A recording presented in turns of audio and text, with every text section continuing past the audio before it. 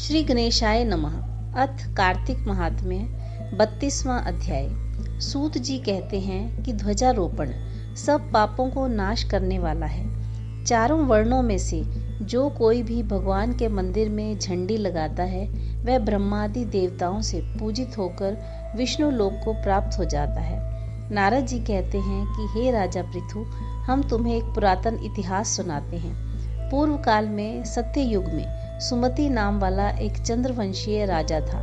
यह राजा भगवान का भक्त, अहंकार रहित, सप्त द्वीप का राजा था। सत्यवती नाम वाली उसकी रानी अत्यंत पतिव्रता थी। वह भगवान के सामने नृत्य किया करती तथा कार्तिक शुक्ला द्वादशी को भगवान के मंदिर में ध्वजा बांधा करती थी। एक दिन राजा तथा रानी को देखने के लिए विभांडक ऋषि आए। राजा ने उनका अत्यंत आदर सत्कार किया। तब राजा को ध्वजारोपण करते हुए देखकर मुनि ने कहा, हे राजन, भगवान को प्रसन्न करने के और भी अनेक साधन हैं, परंतु तुम्हारी इस ध्वजारोपण में इतनी श्रद्धा क्यों है? राजा कहने लगे, हे मुनि, एक अत्यंत अद्भुत आश्चर्य युक्त इतिहास है जो मैं आपको सुनाता हूँ। मैं पूर्व जन्म में मालिनी नाम वाला कुमार्गी, ब्राह्मण द्वेषी, महापापी शूद्र था, साथ ही वेश्यागामी भी था। मेरे इन कर्मों को देखकर मेरे बंधु बांधवों ने मुझको त्याग दिया।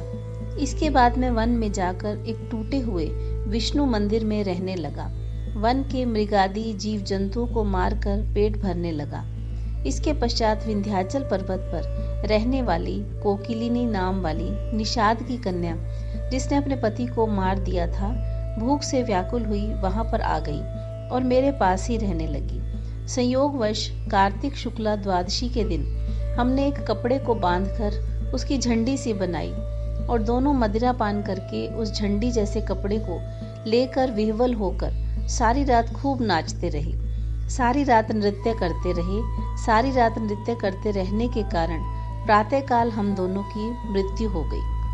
तब यमदूत हमें फांसी में बांधकर मारते हुए यमराज के पास ले जाने लगे।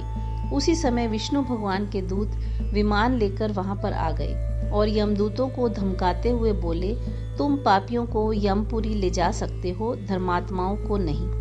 परंतु यमदूती भी अत्यंत क्रोधित होकर कहने लगी कि यह दोनों महापापी हैं, इस कारण यह यमपुरी ले जाने योग्य हैं। इन दोनों ने जीवन भर एक भी पुण्य कार्य नहीं किया है।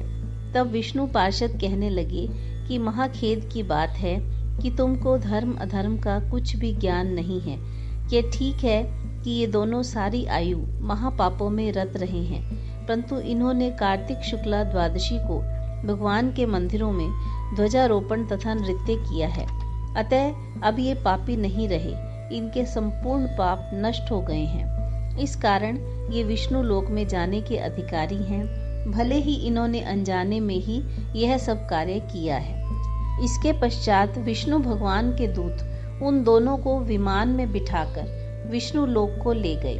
नारद जी कहते हैं कि हे राजा पृथु, अनजाने में भी ध्वजारोपण का ऐसा फल है जो श्रद्धा के साथ कार्तिक शुक्ला द्वादशी को जो ध्वजारोपण करता है उसके फल का तो कहना ही क्या। इतनी कथा सुनकर विभांडक ऋषि तपोवन को चले गए। जय श्री कृष्ण।